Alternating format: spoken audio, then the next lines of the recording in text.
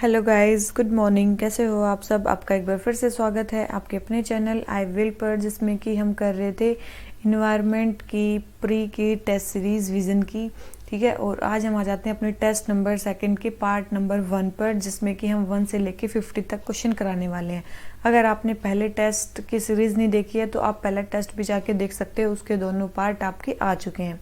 ठीक है, और अगर आपको इसकी पीडीएफ चाहिए तो आप हमारे टेलीग्राम चैनल को ज्वाइन कर सकते हो, लिंक आपको डिस्क्रिप्शन बॉक्स में मिल जाएगा। इसके अलावा भी हमारी बहुत सारी सीरीज चल रही हैं, आप हमारी प्लेलिस्ट जाके चेक कर सकते हो। ठीक है, तो चलिए शुरू करते हैं आज का पहला क्वेश्चन। ठीक है, तो आज का पहला क्वेश्चन है, consider the following statement about crocodile conservation in India. Crocodile conservation के बारे में हमें स्टेटमेंट्स बतानी है। फर्स्ट है, project crocodile was started in 1975 in India. सबसे पहले जो प्रोजेक्ट क्रोकोडाइल था वो 1975 में शुरू हुआ था। और सेकंड है, crocodile breeding and management training institute was set up in Delhi in 1980 to train managers of crocodile stations. और थर्ड है, घड़ियाल is now listed as endangered by IUCN list. तो देखो, सबसे पहले आपको इसमें से हर एक स्टेटमेंट का पता ही होना चाहिए। देखो, सबसे पहले जो प्रोजेक्ट क्रोकोडाइल था वो 1975 में शुरू हुआ था, ये स्टेटमेंट बिल्कुल सही है। ठीक है, 1975 में शुरू हुआ था। और किसकी हेल्प से शुरू हुआ था ये हुआ था UNDP plus food and agriculture organization की हेल्प से। किसकी हेल्प से? फूड एंड एग्रीकल्चर ऑर्गेनाइजेशन की हेल्प से ये शुरू हुआ था। ठीक है, तो ये स्टेटमेंट बिल्कुल सही है। सेकंड स्टेटमेंट है, crocodile breeding and management training institute was set up in Delhi in 1980 to train managers of crocodile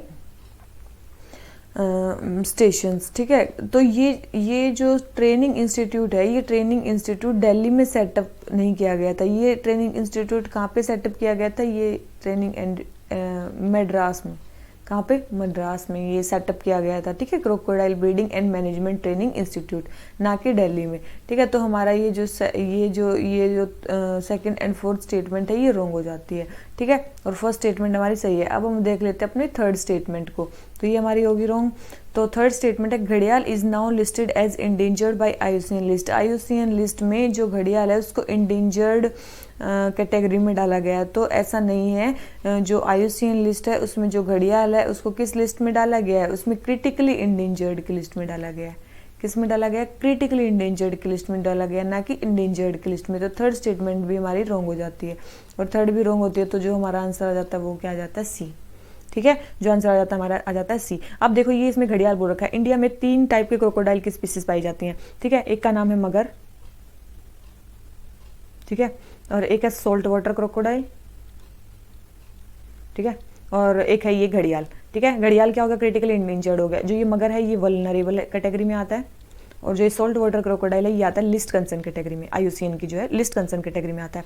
और इन तीनों ही जो क्रोकोडाइल हैं, इनकी अगर साइट्स की उसमें बात करें तो ये अपेंडिक्स 1 में आते हैं लिस्ट में, और अगर हम वाइल्ड लाइफ प्रोटेक्शन एक्ट की बात करें तो ये दोनों ही शेड्यूल 1 में आते हैं। ठीक है, ये तीनों ही, ठीक है, ये तीनों ही शेड्यूल 1 में आते हैं, और साइड्स में ये अपेंडिक्स 1 में आते हैं। और जो मगर है उसका जो IUCN स्टेटस है वो वल्नरेबल, और सोल्ट वाटर क्रोकोडाइल का जो IUCN स्टेटस है वो है लिस्ट कंसर्न, और जो घड़ियाल का IUCN स्टेटस है वो हमने देख लिया क्या होता है, क्रिटिकली इंडेंजर्ड। ठीक है, और क्रोकोडाइल कंजर्वेशन का इतना जो ज़्यादा क्यों? क्योंकि 17 जून को वर्ल्ड क्रोकोडाइल डे भी मनाया जाता है।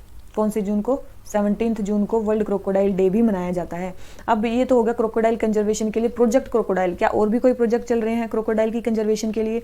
यस, और भी प्रोजेक्ट चल रहे हैं, जैसे कि एक चल रहा है बोला प्रोजेक्ट, उड़ीसा में चल रहा है ये।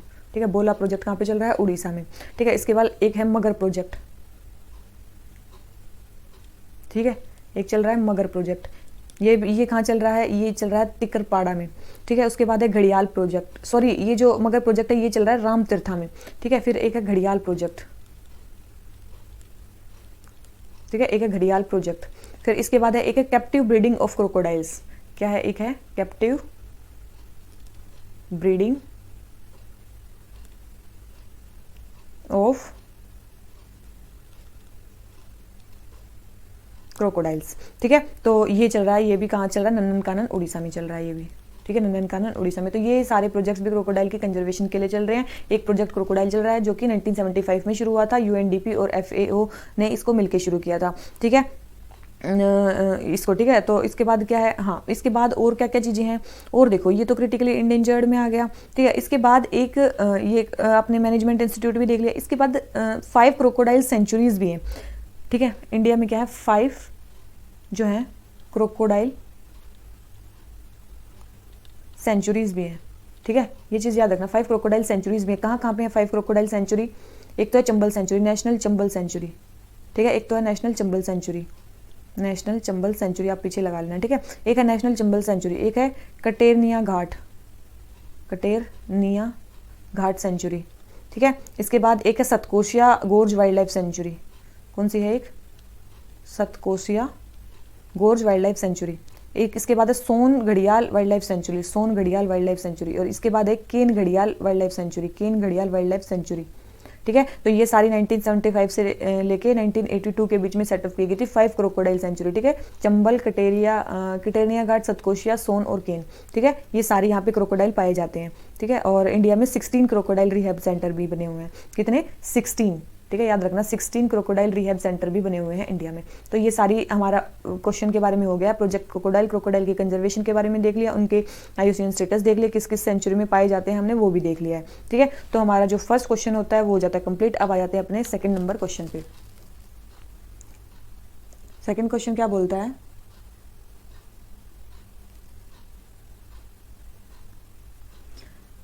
Consider the following statement about tundra biome. Tundra biome के बारे में हमें स्टेटमेंट बतानी है, ठीक है। टुंड्रा बायोम, फर्स्ट है for most of the year there are no trees in this biome.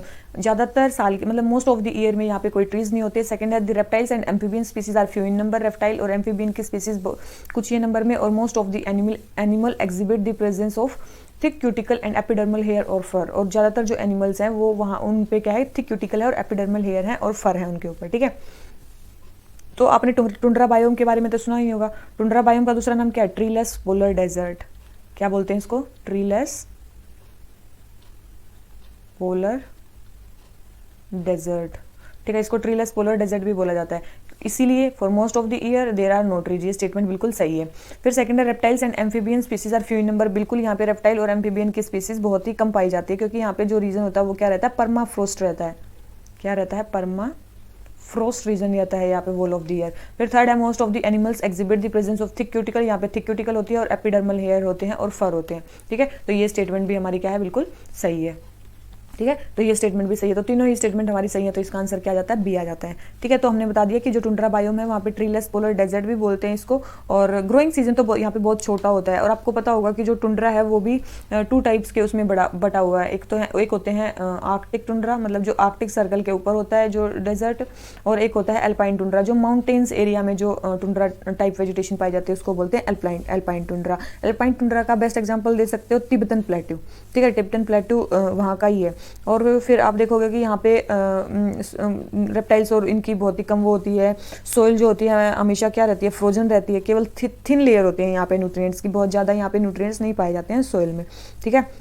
और ज़्यादातर जो एनिमल्स होते हैं यहाँ पे उनकी लॉन्ग लाइफ होती है। और याद रखना यहाँ पे मैमल्स के क्या हो जाते हैं? बॉडी साइज लार्ज हो जाता है और जो एक्सट्रीमिटीज़ क्या हो जाती हैं? वो छोटी हो जाती हैं। छोटी टेल होती है, ईयर्स होती हैं, ताकि लॉस ऑफ हीट जो है बॉडी से कम हो। ऐसा रूल्स मैंने कहाँ बताया था? पहले ही लेसन में, मतलब पहला ही जो मैंने टेस्ट कराया उसमें बताया एलेंस रूल।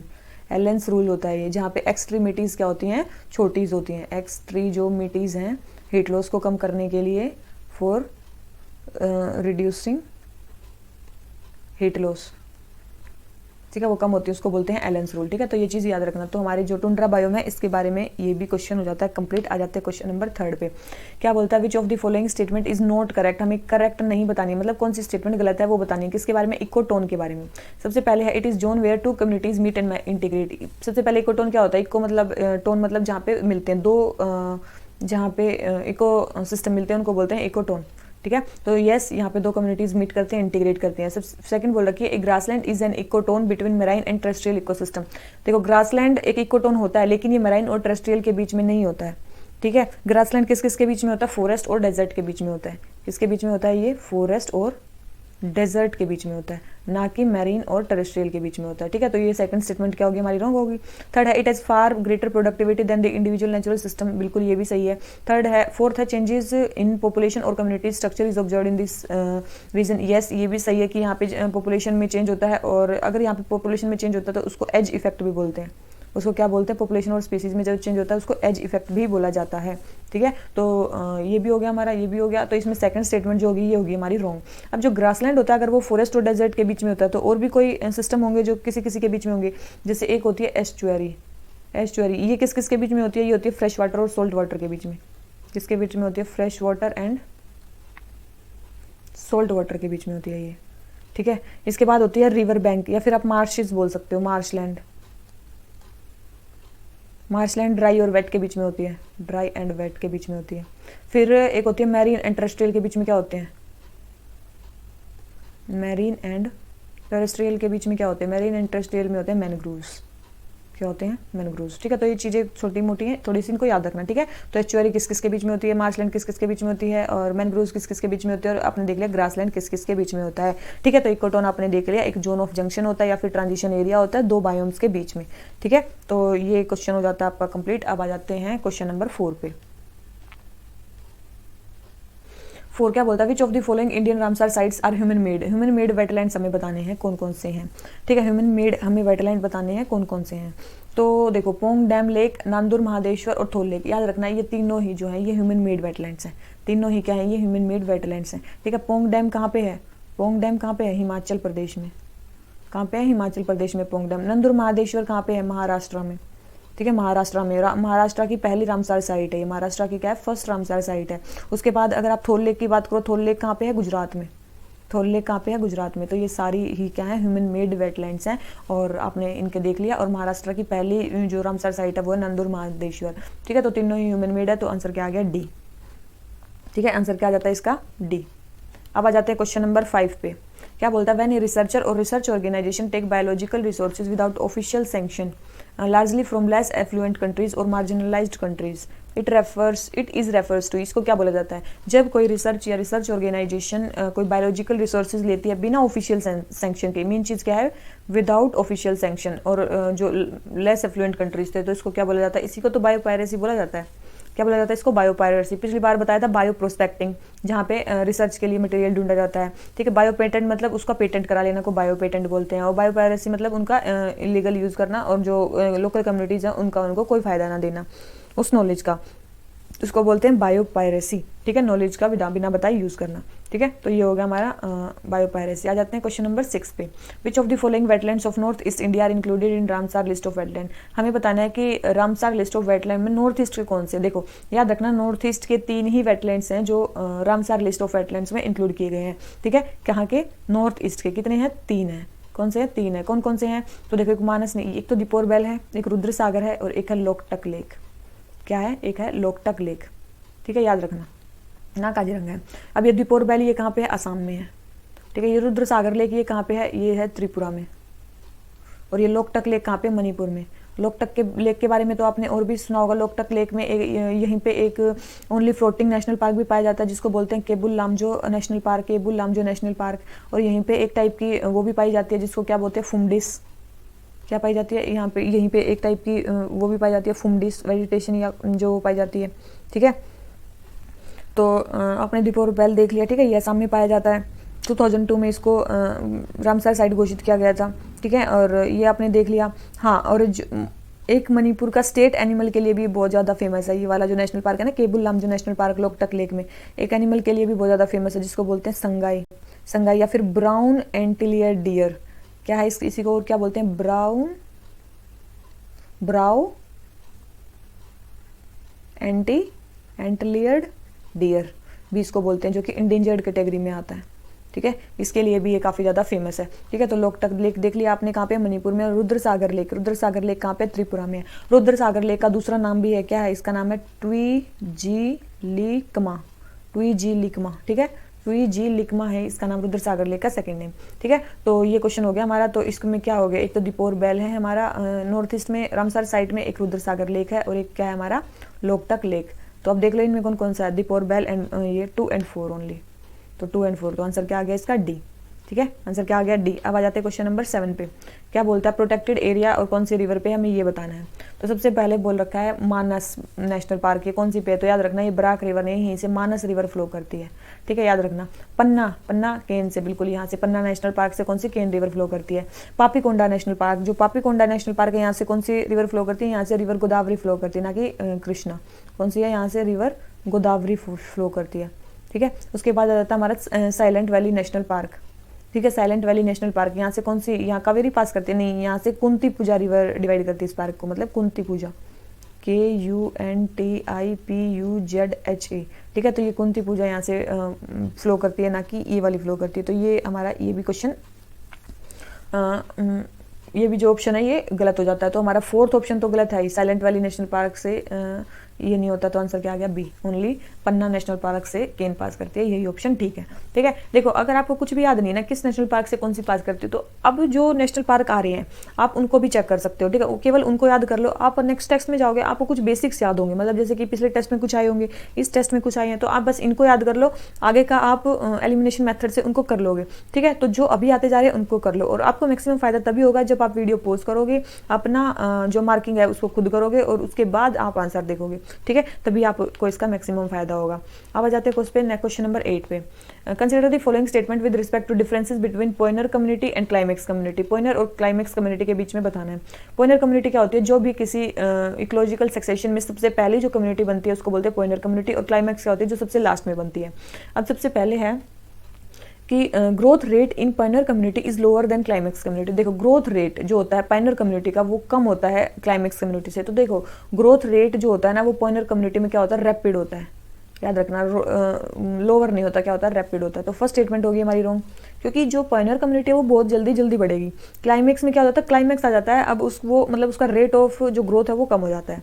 सेकंड है species diversity in pioneer community is higher than climax community. अब स्पीसीज डाइवर्सिटी तो पाइनर कम्युनिटी में क्या होती है, कम होती है, और क्लाइमेक्स कम्युनिटी में स्पीसीज डाइवर्सिटी क्या होती है, ज़्यादा होती है। तो ये स्टेटमेंट भी क्या होगी हमारी रॉन्ग हो गई। ठीक है, तो सेकंड स्टेटमेंट भी रॉन्ग, फर्स्ट स्टेटमेंट भी रॉन्ग, तो आंसर क्या आ गया इसका डी। ठीक है, अगर देखो यहाँ पे आप लिखो पॉइनर कम्युनिटी, यहाँ पे आप लिखो क्लाइमेक्स कम्युनिटी, अगर आप अलग अलग चीज़ों में देखो कि किस किस चीज़ में, अब देखो ग्रोथ रेट आपने देख लिया। ठीक है, ग्रोथ रेट आपने देख लिया, ग्रोथ रेट क्या है, इसका ज़्यादा है, इसका कम है। ठीक है, उसके बाद अगर आप देखो फूड प्रोडक्टिविटी, तो फूड प्रोडक्टिविटी क्या होगी, इसकी कम होगी पॉइनर कम्युनिटी की, और क्लाइमेक्स कम्युनिटी की फूड प्रोडक्टिविटी ज़्यादा होगी। ठीक है, उसके बाद अगर बायोमास की बात करो, बायोमास क्या होगा, पॉइनर कम्युनिटी का कम होगा और क्लाइमेक्स कम्युनिटी का ज़्यादा होगा। अगर आप स्पीसीज डाइवर्सिटी की बात करो, स्पीसीज डाइवर्सिटी पॉइनर कम्युनिटी में कम होगी और इसमें क्या नाम लेते हैं, क्लाइमेक्स कम्युनिटी में ज़्यादा होगी। ठीक है, इसके बाद न्यूट्रिएंट सप्लाई की बात करते हैं, सॉइल में न्यूट्रिएंट सप्लाई, तो ये पाइनर कम्युनिटी कम कर पाएगी न्यूट्रिएंट सप्लाई और ये ज़्यादा कर पाएगी। ठीक है, उसके अलावा अगर हम बात करें रिलेटिव नंबर ऑफ सीड्स की, तो याद रखना यहाँ पे भी है, यहाँ पे ज़्यादा सीड्स पाए जाते हैं और रिलेटिव नंबर ऑफ सीड्स यहाँ पे कम पाए जाते हैं। ठीक है, तो ये जो रिलेटिव नंबर ऑफ सीड्स में, इसमें एक तो डिस्क्रिपेंसी है। ठीक है, और एक इसमें डिस्क्रिपेंसी है, एक इसमें ग्रोथ रेट में। ठीक है, ये ग्रोथ रेट इसका ज़्यादा होता है, तो और सब में सेम ही मिलेगा आपको, केवल इन दो चीज़ों में आपको ध्यान रखना होगा, एक तो रिलेटिव नंबर ऑफ सीड्स और एक ग्रोथ रेट। ठीक है, ग्रोथ रेट पाइनर कम्युनिटी का ज़्यादा होता है, तो ये चीज़ें दो चीज़ याद रख लेना और आप नॉर्मल उससे कर लोगे। ठीक है, तो जो हमारा 8th क्वेश्चन है वो हो जाता है। आ जाते हैं क्वेश्चन नंबर 9 पे। क्या बोलता है, recently seen in news the logistic ease across different state index is released by which of the following agencies. Lead index कौन सा एजेंसी निकालती है, तो याद रखना NITI Aayog, ministry of commerce, ministry of finance, Tata institute को कौन सा निकालता है, ministry of commerce and industries निकालता है। ठीक है, ministry of commerce and industries निकालता है। लीड्स इंडेक्स इसको बोलते हैं logistic ease across different state. सबसे पहले स्टार्ट हुआ था कब, 2018 में। कब स्टार्ट हुआ था ये लीड्स इंडेक्स, सबसे पहले 2018 में स्टार्ट हुआ था, इसका पहला वर्जन आया था। ठीक है, और इसमें टॉप किसने किया है, याद रखना इसमें टॉप किया है गुजरात ने, फिर हरियाणा, फिर पंजाब। ठीक है, तो इन 3 स्टेट्स ने ये टॉप में आई हैं और सबसे टॉप पे कौन आया, गुजरात आया है फर्स्ट स्पॉट पे, और ये लास्ट 3 ईयर से गुजरात ही पहले स्पॉट पे आया जा रहा है। ठीक है, अगर यूटीज़ की बात करें तो दिल्ली सबसे पहले पे आई है, और अगर हम नॉर्थ ईस्ट स्टेट या फिर हिमालयस की बात करें तो वहाँ पे जम्मू एंड कश्मीर पहले पे आई है। ठीक है, तो ये चीज़ें भी याद रखना कि आपसे कहाँ का पूछा गया है। इसके अलावा फिर मतलब ये ऐसा क्यों कि लीड्स इंडेक्स चलाया जाता है, क्योंकि हमें लॉजिस्टिक कॉस्ट को जो है ना इंडिया में कम करना है। तो हमारा लॉजिस्टिक कॉस्ट है कितना, तो याद रखना जो हमारा लॉजिस्टिक कॉस्ट है ना इंडिया का वो 13 to 14% है हमारे जीडीपी का। हमारे जीडीपी का 13 to 14% लॉजिस्टिक कॉस्ट में चला जाता है, जबकि वही हम अगर डेवलप्ड कंट्रीज़ की बात करें वहाँ पे यही जो कॉस्ट है वो 7 to 8% है। ठीक है, तो हमारा यही टारगेट है कि हमें बाई 5% इसको रिड्यूस करना है 2024-25 तक। 5 ईयर्स में हमें 5% तक इसको रिड्यूस करना है, किसको, हमारे लॉजिस्टिक कॉस्ट को। ठीक है, ऑफ जीडीपी। ठीक है, तो ये हमारा टारगेट है, इसको कम करना, इसीलिए हमारा जो ये इंडेक्स है ये काफ़ी इंपॉर्टेंट हो जाता है। ठीक है, क्योंकि हमें लॉजिस्टिक कॉस्ट को क्या करना है, कम करना है। ठीक है, इसको आप मेंस के डेटा में भी आप यूज़ कर सकते हो। ठीक है, अब किस पे आ जाते हैं, क्वेश्चन नंबर 10 पे आ जाते हैं। 10 क्या बोलता है, with reference to India's Bhutan bilateral trade के बारे में बताना है। फर्स्ट है, India is largest trading partner of Bhutan after China. India जो है भूटान का लार्जेस्ट ट्रेडिंग पार्टनर चाइना के बाद। याद रखना, इंडिया जो है ना भूटान का लार्जेस्ट ट्रेडिंग पार्टनर है, चाइना के बाद नहीं, सबसे पहला ये फर्स्ट लार्जेस्ट ट्रेडिंग पार्टनर है इंडिया। तो फर्स्ट स्टेटमेंट क्या होगी, रॉन्ग। सेकंड है, electricity is one of the import item from Bhutan to India. बिल्कुल, इलेक्ट्रिसिटी भूटान से इंडिया में इंपोर्ट की जाती है। थर्ड है, since 2014 trade between India and Bhutan has more than double. बिल्कुल, 2014 से 2000 अब तक मतलब जो भूटान और इंडिया का जो ट्रेड है वो क्या हो गया है, मोर देन डबल हो गया है। तो ये भी बिल्कुल सही स्टेटमेंट है। अगर 2014-15 की बात करें तो 484 मिलियन यूएस डॉलर का ट्रेड होता था 2014-15 में। 484 मिलियन डॉलर का ट्रेड होता था, और अब की बात करें तो यहाँ पे होता है 1083 मिलियन डॉलर का ट्रेड 2020-21 में, तो मोर देन डबल हो गया ये। ठीक है, तो सेकंड स्टेटमेंट भी सही है, फर्स्ट भी सही है, सॉरी सेकंड सही है, थर्ड सही है, फर्स्ट रॉन्ग है। तो फर्स्ट रॉन्ग है, सेकंड एंड थर्ड सही है, तो आंसर क्या आ गया, सी। अब जाते हैं क्वेश्चन नंबर 11 पे। क्या बोलता है, with reference to India's recent national action plan. क्या क्या बोल रखा है, national action plan for vulture conservation के बारे में बोलना है। सबसे पहले, vulture conservation and breeding centre will set up in UP. देखो, वल्चर कंजर्वेशन और ब्रीडिंग सेंटर कहाँ पे सेटअप किया जाएगा, यूपी में सेटअप किया जाएगा। तो याद रखना, 8 वल्चर कंजर्वेशन ब्रीडिंग सेंटर को डेवलप किया जाएगा। ठीक है, 8 vulture conservation and breeding centre को सेटअप किया जाएगा। एक तो यूपी में किया जाएगा। ठीक है, याद रखना, एक तो यूपी में किया जाएगा, एक किया जाएगा कहाँ पे, और कहाँ कहाँ किए जाएंगे, एक किया जाएगा त्रिपुरा में। ठीक है, एक किया जाएगा महाराष्ट्र में। ठीक है, एक किया जाएगा कर्नाटका में, एक किया जाएगा तमिलनाडु में। ठीक है, तो ये 5 स्टेट हैं जहाँ पे 8 vulture conservation and breeding centre setup किए जाएंगे। ठीक है, तो फर्स्ट स्टेटमेंट बिल्कुल सही है। सेकंड है, it is propose to have at least 1 vulture safe zone in every district in India. क्या हो सकता है कि हर एक डिस्ट्रिक्ट में वल्चर सेफ्टी जोन एस्टेब्लिश किया जाए, नहीं, ये स्टेटमेंट बिल्कुल हमारी जो ये स्टेटमेंट है ये हमारी गलत है। हर एक स्टेट में डेवलप किया जाएगा, हर एक डिस्ट्रिक्ट में नहीं, at least 1 vulture safe zone in every state, not every district. ठीक है, हर एक स्टेट में डेवलप किया जाएगा, ना कि एवरी डिस्ट्रिक्ट में।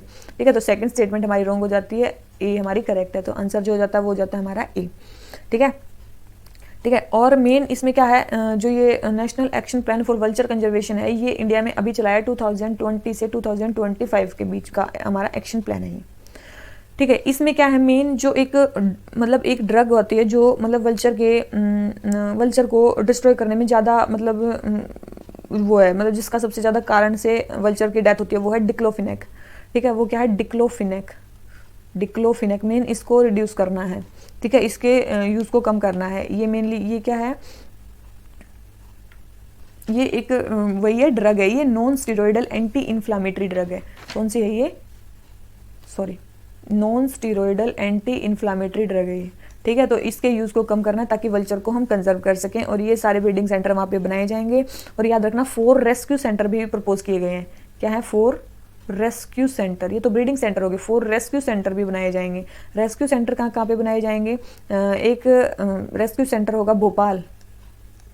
ठीक है, एक होगा गुवाहाटी नॉर्थ ईस्ट के लिए। ठीक है, एक होगा हैदराबाद,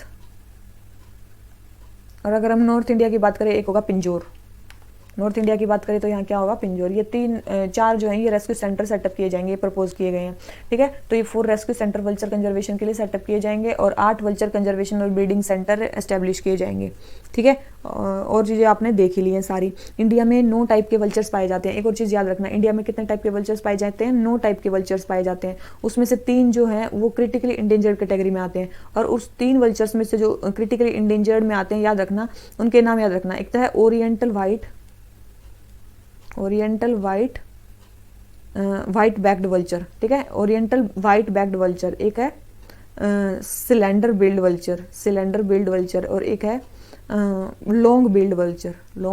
एक है सिलेंडर बिल्ड वल्चर, एक है लॉन्ग बिल्ड वल्चर, और एक है ओरिएंटल एक है ओरिएंटल वाइट बैक्ड वल्चर, ठीक है। तो ये 3 टाइप के वल्चर्स हैं जो कि क्रिटिकली इंडेंजर्ड कैटेगरी में माने जाते हैं, ठीक है। तो ये हो गया। और एक इंटरनेशनल लेवल पे भी वल्चर को कंजर्व करने के लिए एक कैंपेन चलाई जा रही है जिसको बोलते हैं सेव कैंपेन। सेव मतलब saving Asia's vultures from extinction, saving Asia's vulture from extinction, ठीक है। तो याद रखना इसको, ये इंटरनेशनल कैंपेन है जो चलाई जा रही है वल्चर्स को कंजर्व करने के लिए, ठीक है। तो और ये एक्शन प्लान किसने चलाया है? Ministry of environment, forest and climate change ने, ठीक है। तो वल्चर कंजर्वेशन के बारे में आपका मेन चीजें हो जाती हैं। अब आ जाते हैं क्वेश्चन नंबर 12 पे।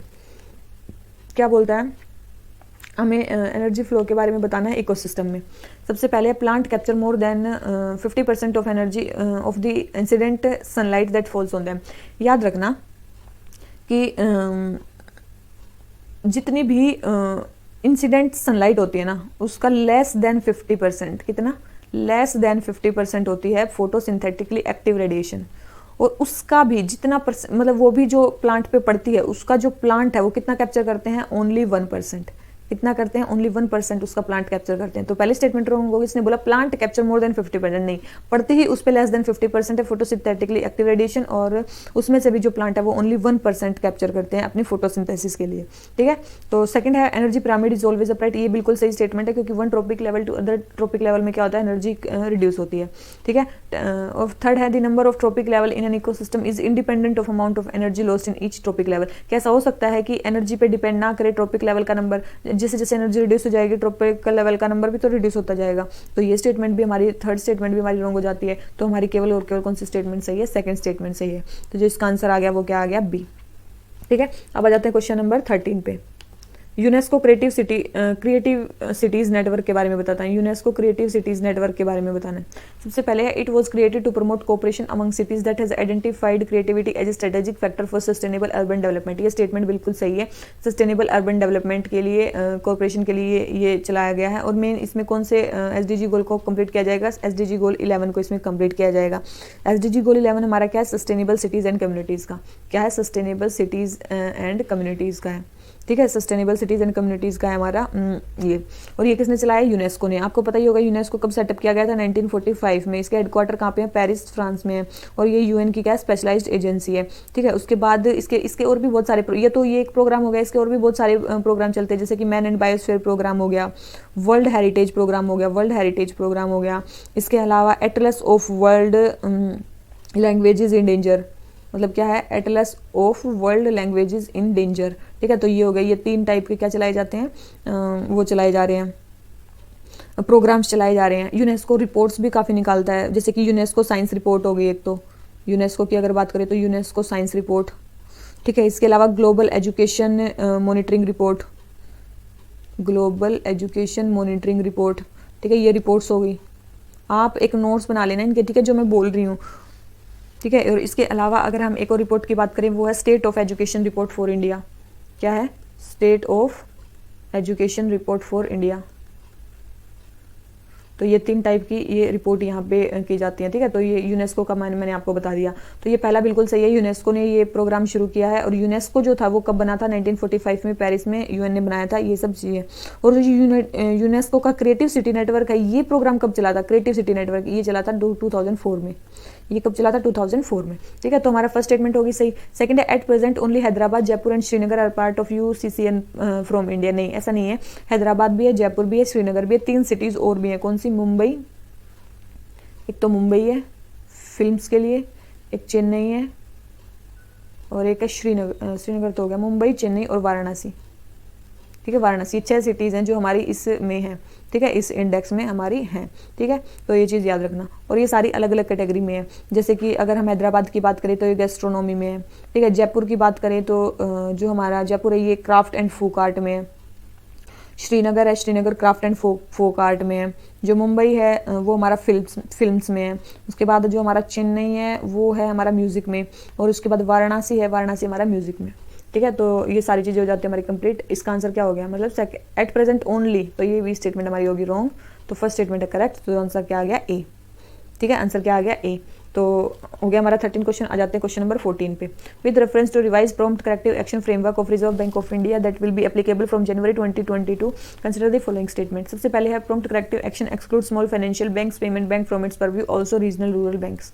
ठीक है, इन तीनों को बाहर निकालते तो स्टेटमेंट बिल्कुल सही है। सेकंड है banks will evaluated on return on asset and leverage ratio. याद रखना, अभी रिसेंट में न्यूज आई थी कि जो बैंक्स है वो रिटर्न ऑन एसेट को इवेलुएट नहीं करेंगे, ओनली लीवरेज रेशियो को करेंगे। तो ये जो है करंट की न्यूज़ है, अगर आपने करंट भी पढ़ा है तब भी आप इसको कर लोगे, और इसका जो एक्सप्लेनेशन है वो आपको दिया जाएगा इकोनॉमी वाले सेक्शन में। ठीक है, तो इसका जो आंसर हो जाता है वो जाता है हमारा ये ए। ठीक है, तो इसका जो आंसर हो गया वो हो गया ए। आ जाते हैं क्वेश्चन नंबर 15 पे।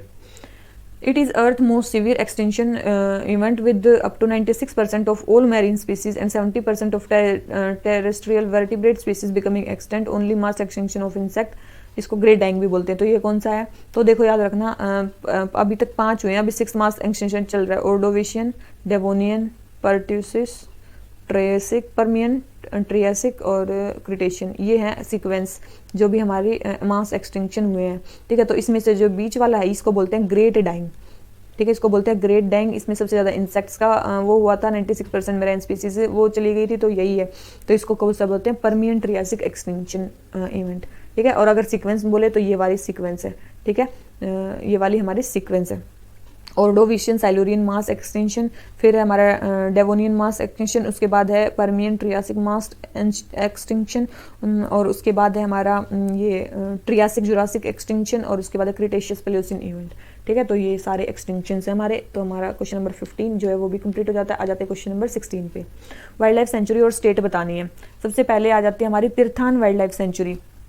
कौन सी आ जाती है हमारी? सबसे पहले आ जाती है हमारी Tirthan wild life century. Tirthan wild life century कहाँ पे हमारी? ये हमारी हिमाचल प्रदेश में, ना कि उत्तराखंड में। कहाँ पे? ये हमारी हिमाचल प्रदेश में है। ठीक है, तो फर्स्ट स्टेटमेंट होगी रॉन्ग। सेकंड है भद्रा वाइल्ड लाइफ सेंचुरी। भद्रा वाइल्ड लाइफ सेंचुरी कर्नाटका में ही है। थर्ड है turtle wild life century. Turtle wild life century है, इसको कछुआ वाइल्ड लाइफ सेंचुरी भी बोलते हैं। ये कहाँ पे है? ये कहाँ पे है? यूपी में है। कहाँ पे है? ये यूपी में। तो थर्ड स्टेटमेंट भी हमारी रॉन्ग होगी। थर्ड स्टेटमेंट रॉन्ग होगी, सेकंड सही है, और फर्स्ट भी हमारी रॉन्ग है। तो ओनली सेकंड स्टेटमेंट हमारी सही है। ठीक है, तो तीर्थान वाइल्ड लाइफ सेंचुरी कहाँ पे? हिमाचल प्रदेश में। भद्रा कहाँ पे? कर्नाटका में। और टर्टल वाइल्ड लाइफ सेंचुरी कहाँ पे? यूपी में। ठीक है, तो ये सारी सेंचुरीज आपको याद होगी। जितनी इस पेपर में आ रही है कम से कम आप उतनी याद कर सकते हो। ठीक है, वो आपके लिए बहुत बेनिफिशियल होगा। आ जाते हैं क्वेश्चन नंबर 17 पे। क्या बोल रहा है? फॉरेस्ट कंजर्वेशन एक्ट 1980 के बारे में बताना है। सबसे पहले, it made it necessary for states to get the central permission for using forest land for non forestry purposes. कि इसने, इस एक्ट ने जो है स्टेट्स को नेसेसरी कर दिया सेंटर की परमिशन लेना अगर उसको फॉरेस्ट लैंड को नॉन फॉरेस्ट्री पर्पजेज के लिए यूज करना है। तो ये स्टेटमेंट बिल्कुल सही है। The provision of the act were applicable only to the forest under the management और control of state forest department. क्या केवल उनके लिए फॉरेस्ट है? तो याद रखना, केवल स्टेट फॉरेस्ट डिपार्टमेंट वाले उनके लिए ये प्रोविजंस नहीं थे। इसमें फॉरेस्ट मतलब ऑल एरिया जो भी फॉरेस्ट की तरह इंक्लूड किए गए थे इन एनी गवर्नमेंट रिकॉर्ड, चाहे वो सेंटर हो चाहे स्टेट हो। ठीक है, ऐसा नहीं है केवल स्टेट के ही थे, चाहे सेंटर हो चाहे स्टेट हो, जो भी फॉरेस्ट उसमें इंक्लूड कर दिए गए सबके लिए फॉरेस्ट कंजर्वेशन एक्ट लगाया गया था। तो सेकंड स्टेटमेंट होगी रॉन्ग और फर्स्ट होगी करेक्ट। तो आंसर क्या आ गया हमारा? ए। अब आ जाते हैं क्वेश्चन नंबर 18 पे। पेटलैंड्स के बारे में बताना है। Peatlands, they are one of the largest natural terrestrial carbon store. Peatland act as natural filter for removing water pollution and bog is a type of peatland. तो याद रखना, yes they are one of the largest natural terrestrial carbon stores हैं, और peatland एक natural filter की तरह भी काम करते हैं, और एक बोग जो है एक टाइप का peatland भी है। तो जो इसका आंसर हो जाता है वो हो जाता है हमारा डी। peatland क्या होते हैं? एक टाइप को wetland ही होते हैं अर्थ पे। ठीक है, जिसमें पीट सोयल होती है। ठीक है, तो इसको याद रखना बस। इसमें मेन चीज़ यही है, पीटलैंड भी एक टाइप के वेटलैंड होते हैं, ये रिड्यूस होते हैं तो मतलब नुकसान ही होता है उसको हमारे उसको। ठीक है, तो ये टाइप के तीनों ही स्टेटमेंट इसके बारे में सही है। अब आ जाते हैं क्वेश्चन नंबर 19 पे। क्वेश्चन नंबर 19 क्या बोलता है? Consider the following statement with respect to NTCA, national tiger conservation authority. सबसे पहले ये स्टैट्यूटरी बॉडी है, वाइल्ड लाइफ प्रोटेक्शन एक्ट के अंडर बनी है, बिल्कुल सही है। अगर आपने हमारी पहले वाली सीरीज देखी है, अगर प्रीवियस ईयर क्वेश्चन और जो हमारी पहले वाली सीरीज हुई अगर आपने वो देखी है तो आपको ये बहुत ज़्यादा फायदा करने वाली है। तो ये आपने देखा होगा कि वाइल्ड लाइफ प्रोटेक्शन एक्ट के अंदर ही एनटीसीए बना था। स्टैट्यूटरी हमारी बॉडी है। क्या प्राइम मिनिस्टर इसके चेयरपर्सन है? नहीं, प्राइम मिनिस्टर इसके चेयरपर्सन नहीं है। Ministry of environment, forest and climate change के जो मिनिस्टर हैं वो इसके चेयरमैन होते हैं। वाइस चेयरमैन बोले तो जो मिनिस्टर ऑफ स्टेट होते हैं, मिनिस्टर ऑफ स्टेट जो होते हैं ministry of environment, forest and climate change के, वो इसके वाइस चेयरपर्सन होते हैं। तो प्राइम मिनिस्टर इसके चेयरपर्सन नहीं होते। तो सेकंड स्टेटमेंट हो जाती है हमारी रॉन्ग, फर्स्ट है करेक्ट। थर्ड देख लेते हैं, it takes care of livelihood interest of local people in area surrounding tiger reserve. ये स्टेटमेंट भी बिल्कुल सही है, ये लाइवलीहुड इंटरेस्ट को भी देखती है। तो इसका आंसर क्या आ गया हमारा ए। ठीक है, इसके बाद इसके करें तो NTCA का मतलब बनी कौन से ईयर में थी, ये 2005 में बनी थी। टाइगर टास्क फोर्स ने रिकमेंडेशन दी थी, बाय टाइगर टास्क फोर्स की रिकमेंडेशन से ये बनी थी।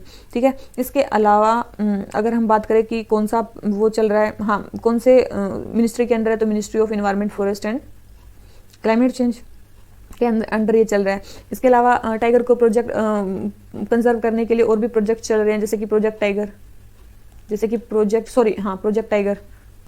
ठीक है, ये क्या है, सेंट्रली स्पॉन्सर्ड स्कीम है, ministry of environment forest and climate change ने इसको शुरू किया है। ठीक है, और उसके बाद अगर बात करें कि हाँ एक और स्टेटमेंट आती है कि कोई भी no alteration of boundary of tiger reserve, no alteration in boundary of tiger reserve कब तक, जब तक National board of wild life का आप वो ना कर लो, National board of wild life को जब तक आप वो ना कर लो, का अप्रूवल ना ले लो। ठीक है, तब तक आप किसी भी टाइगर रिजर्व के एरिया को अल्टर नहीं कर सकते हो। ठीक है, तो ये स्टेटमेंट भी आप ध्यान रखना। ठीक है, तो ये स्टेटमेंट भी कई बार आती है कि आप जब तक National board of wild life को वो नहीं करोगे तब तक आप उसके वो नहीं कर सकते, बाउंड्री को अल्टर नहीं कर सकते हो। आ जाते हैं क्वेश्चन नंबर 20 पे। नेशनल बायोडाइवर्सिटी अथॉरिटी किसके अंदर बनी है, बायोडाइवर्सिटी एक्ट के अंदर। तो भी एक्ट के अंदर बनती है वो क्या होती है, स्टैट्यूटरी बॉडी होती है, बिल्कुल सही है। ठीक है, सेकंड है हेडक्वार्टर्स जो है इसके न्यू दिल्ली में, तो याद रखना इसके हेडक्वार्टर्स कहाँ पे हैं, चेन्नई में है। नेशनल बायोडाइवर्सिटी अथॉरिटी के जो हेडक्वार्टर्स हैं वो कहाँ पे है, चेन्नई में है, तमिलनाडु में। ठीक है, कहाँ पे है, चेन्नई में, तमिलनाडु में।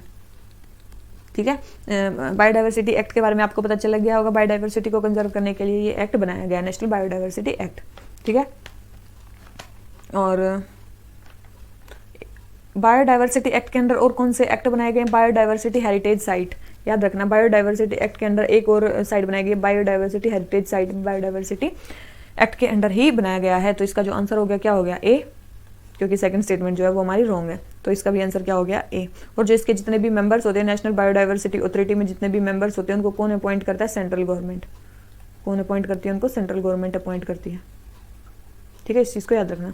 अब आ जाते हैं क्वेश्चन नंबर 21 पे, सी बकथॉर्न के बारे में बताना है। सबसे पहले है it is native plant species of India found predominantly in Krishna and Godavari delta. ये बोल रहा है कि ये जो है एक नेटिव प्लांट स्पीसीज है इंडिया की जो प्रीडोमिनेटली कृष्णा और गोदावरी डेल्टा में ही पाई जाती है। और सेकंड है it has extensive root system which can fix nitrogen and also help in soil conservation. तो देखो ये चीज़ तो सही है कि इसका एक्सटेंसिव रूट सिस्टम होता है, नाइट्रोजन को फिक्स करती है, सोइल को कंजर्व करती है, ये स्टेटमेंट तो बिल्कुल सही है। लेकिन ये स्टेटमेंट गलत है कि ये प्रीडोमिनेटली कृष्णा और गोदावरी डेल्टा में ही पाई जाती है। ऐसा नहीं है। ऐसा क्यों नहीं है, क्योंकि केवल और केवल ये नहीं है कि यहीं पे पाई जाती है, ये और भी जगह पे पाई जाती है। जैसे कि आप बात करो देखो ये हिमालयाज के मतलब लगभग हर जगह पाई जाती है। हिमालयाज में ये पाई जाती है। इनको लेह बेरीज भी बोला जाता है। क्या बोला जाता है इनको, लेह बेरीज। और इनका दूसरा नाम क्या है, ले बेरीज भी हैं। इसको सैंड थोर्न भी बोलते हैं, सैंड थोर्न भी बोलते हैं इसको। और इनका दूसरा नाम क्या है, इनका सेलोथोर्न भी इनका नाम है। क्या नाम है इनका, नाम सेलोथोर्न भी इनका नाम है। इसके अलावा इनका और नाम है सीबेरी भी इनका नाम है। तो कोई भी आ जाए इनका नाम सीबक यही है, मतलब ये सारे नामों से ये जानी जाती है। ले बेरीज भी इसको बोलते हैं। Mongolia, Russia, Ukraine, north Europe, ये हर जगह मतलब ये पाई जाती है। तो ये चीज़ याद रखना कि हाई एल्टीट्यूड एरिया में पाई जाती है। ऐसा नहीं है कि कृष्णा गोदावरी डेल्टा में ये पाई जाती है। तो फर्स्ट स्टेटमेंट रॉन्ग होगी, सेकंड स्टेटमेंट करेक्ट है। और ये अभी न्यूज़ में क्यों है, अभी न्यूज़ में इसलिए है क्योंकि जो ministry of environment and forest है उसने DRDO के साथ मिलकर ये डिसाइड किया है कि हाई एल्टीट्यूड एरिया में सी बकथॉर्न को उगाया जाएगा। ठीक है, और इसको दूसरे नाम से किससे जाना जाता है, इसको वंडर गोल्ड भी बोला जाता है, इसको वंडर प्लांट भी बोला जाता है, और इसको लद्दाख गोल्ड भी बोला जाता है, लद्दाख गोल्ड भी इसको बोला जाता है। ठीक है, और अभी DRDO ने क्या किया है, इसको हाई एल्टीट्यूड एरियाज पे उगाने के लिए मतलब नेशनल इनिशिएटिव चलाया है कि इसकी कल्टीवेशन की जाएगी सी बकथॉर्न की। और ये ओनली फ्रूट है जिसमें ऑल टाइप के ओमेगा एसिड्स पाए जाते हैं। ठीक है, याद रखना, ओनली फ्रूट्स जिसमें क्या पाए जाते हैं, ऑल टाइप के ओमेगा एसिड्स पाए जाते हैं। ठीक है, तो ये चीज़ हो गया। और ये UPSC में भी आया हुआ है क्वेश्चन सी बकथॉर्न पे। ठीक है, तो ये चीज़ याद रखना। अब आ जाते हैं क्वेश्चन नंबर 22 पे।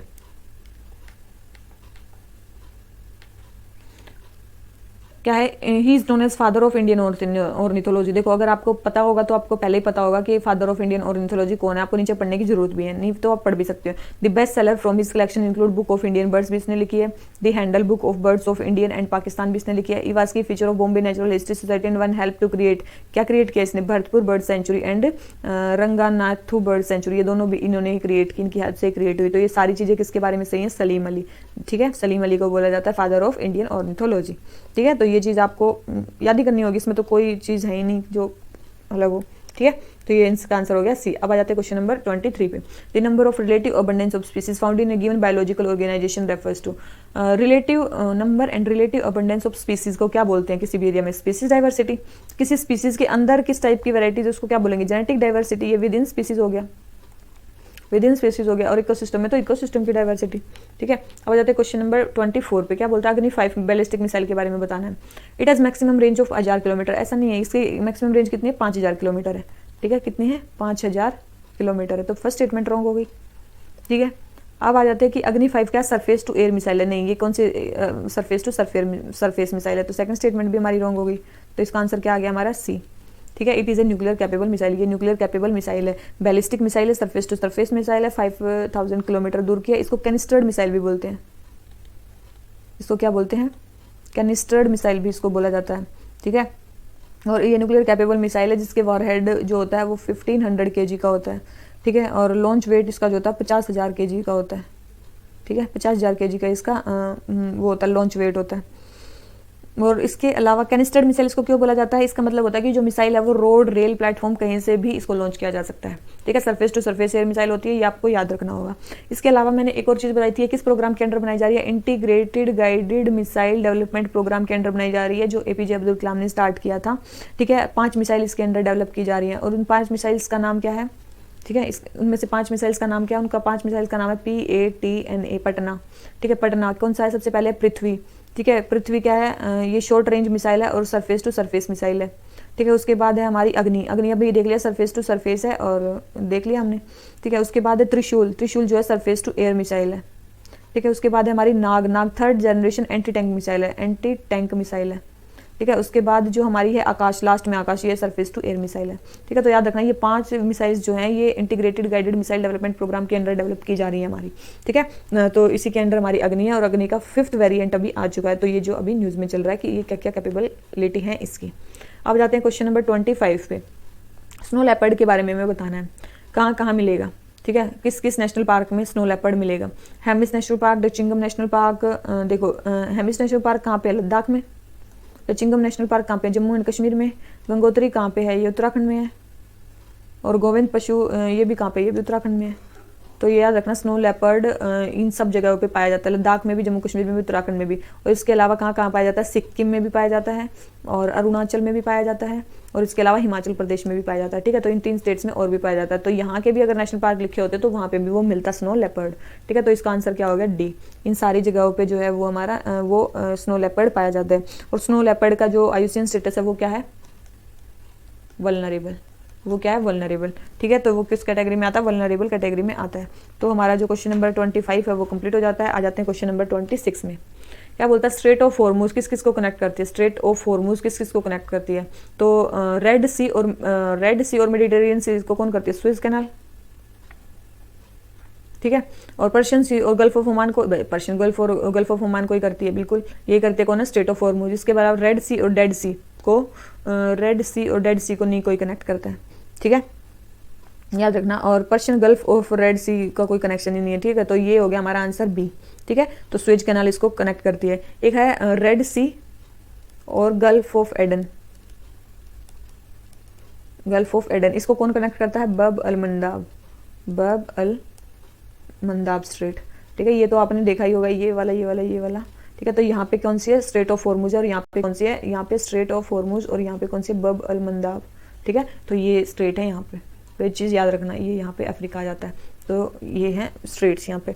अब जाते हैं क्वेश्चन नंबर 27 पे। सेडिमेंट्री न्यूट्रिएंट साइकिल के बारे में आपको बताना है। आपने पढ़ा होगा कि 2 टाइप के न्यूट्रिएंट साइकिल होते हैं, तो गैसियस न्यूट्रिएंट साइकिल, और एक होता है sedimentary nutrient cycle. Gaseous nutrient cycle में आता है कार्बन, नाइट्रोजन।